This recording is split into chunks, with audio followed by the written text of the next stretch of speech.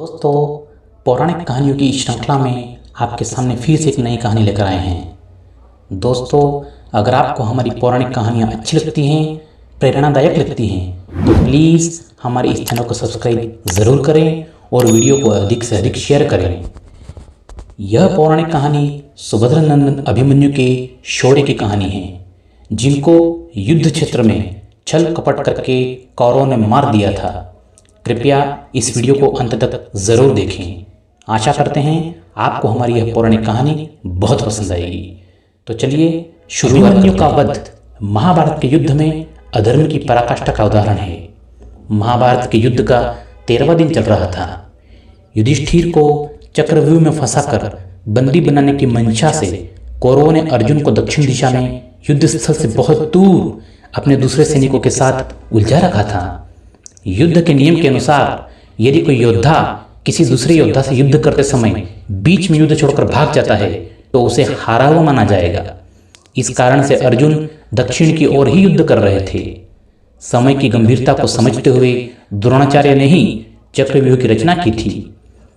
चक्रव्यूह सैनिकों द्वारा बनाया गया एक ऐसा जाल होता है जिसमें प्रवेश करना और उसमें से बाहर निकलना प्रत्येक व्यक्ति के बस की बात नहीं होती। दोस्तों, द्रोणाचार्य द्वारा बनाया गया यह चक्रव्यूह पांडव सेना को अत्यधिक नुकसान पहुंचाने तथा युधिष्ठिर को बंदी बनाने के लिए आगे बढ़ रहा था। चक्रव्यूह का दूसरा नाम पद्मव्यूह है। इसको भेदना अति गोपनीय होता है। युधिष्ठिर को चक्रव्यूह भेदना नहीं आता था। यदि वे इस चक्रव्यूह में आते हैं तो निश्चित ही बंदी बनते और पीछे हटते तो उनकी हार मानी जाती।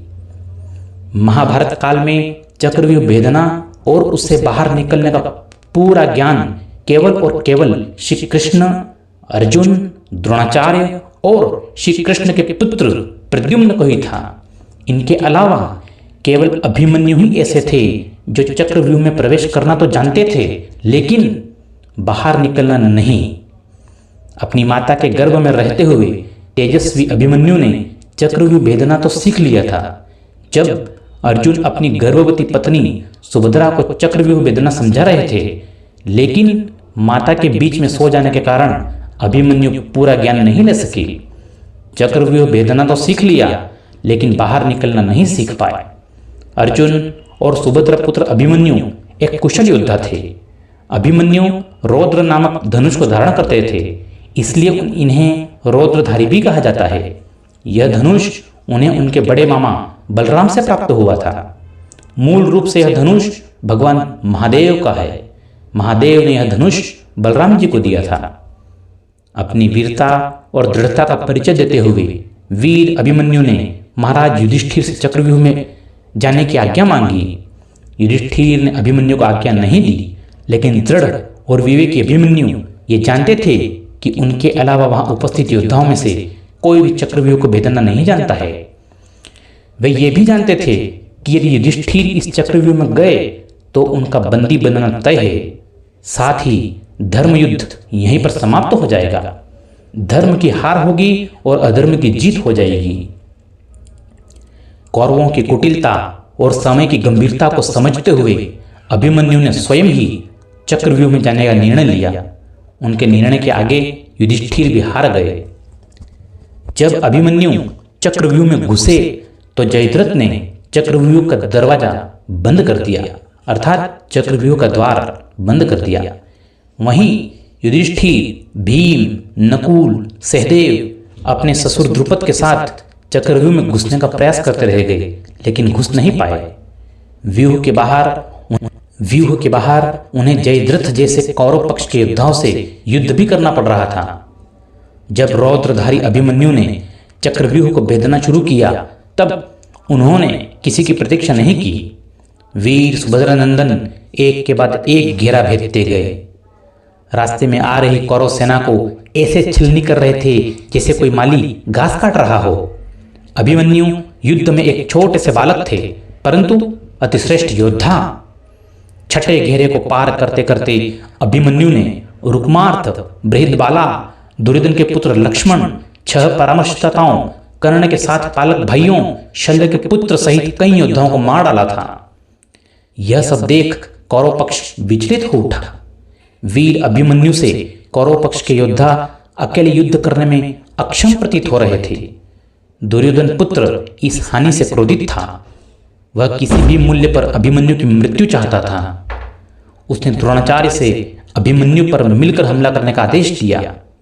महाभारत के युद्ध में जो पक्ष अधर्म का प्रतीक था, उसने अपना परिचय देते हुए अधर्म की पराकाष्ठा दिखलाई। युद्ध के नियमों को तोड़ते हुए वीर योद्धा अभिमन्यु को बहुत सारे योद्धाओं ने मिलकर क्षति पहुंचाई।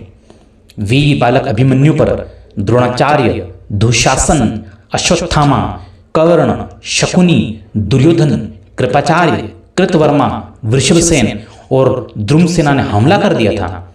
सारे योद्धा मिलकर इतने वेग से अभिमन्यु के रथ पर हमला कर रहे थे कि अभिमन्यु का रथ ही टूट गया। लेकिन अभिमन्यु ने हार नहीं मानी। वह धरती पर खड़े होकर भी युद्ध करते रहे। उनकी ढाल मार के गिरा दी गई। तब उन्होंने रथ का पहिया हाथ में उठाकर उसे ढाल बनाकर युद्ध किया। इसी बीच जयद्रथ ने पीछे से महान योद्धा अभिमन्यु की पीठ पर भाले से प्रहार कर दिया। भाला वीर अभिमन्यु के शरीर को चीरते हुए बाहर निकल गया। फिर एक के बाद एक कौरव पक्ष के योद्धाओं ने अभिमन्यु पर बार बार हमला किया। सुभद्रा नंदन अभिमन्यु वीर गति को प्राप्त हो गए। साथ ही उन पर वार करने वाले कौरव पक्ष के सभी योद्धा निम्न प्रतीत हुए। जब अर्जुन चक्रव्यूह को भेदते हुए अंदर पहुंचे तो अपने पुत्र की यह अवस्था देखकर वो सहन नहीं कर पाए। तभी अर्जुन ने जयद्रथ के वध की शपथ ली थी। दोस्तों, महाभारत के युद्ध में बहुत से महान योद्धाओं ने युद्ध लड़ा, परंतु जो शौर्य, साहस और क्षमता वीर अभिमन्यु की थी वो किसी और में नहीं थी। सुभद्रा नंदन देवी द्रौपदी के प्रिय पुत्र अभिमन्यु अमर है। अभिमन्यु की वीरता सदैव प्रेरणादायक रहेगी। दोस्तों, अगर आपको यह पौराणिक कहानी पसंद आई हो तो इस वीडियो को अधिक से अधिक शेयर करें और हमारे इस चैनल को सब्सक्राइब जरूर करें।